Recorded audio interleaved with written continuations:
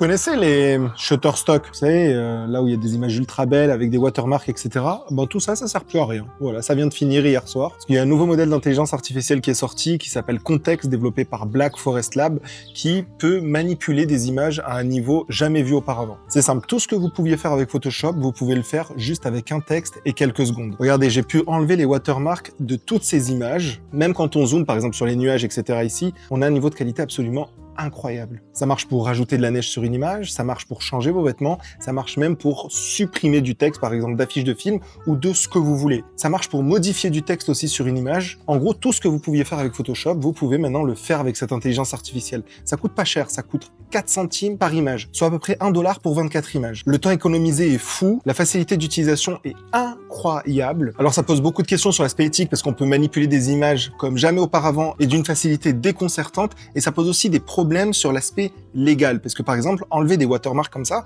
c'est illégal. Utiliser le travail d'autrui qui demande à être payé sans le payer, c'est du vol. Alors évidemment, il y avait des techniques déjà avant pour réussir à faire des choses à peu près similaires, mais encore une fois, le problème, ça devient la facilité d'utilisation. Et ça, je sais pas trop où ça va mener.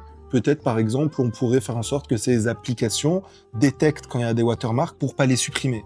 Mais c'est vraiment très compliqué à faire. Bref, dites-moi en commentaire ce que vous en pensez, et vous pouvez aussi retrouver le lien dans ma bio pour pouvoir essayer tout ça.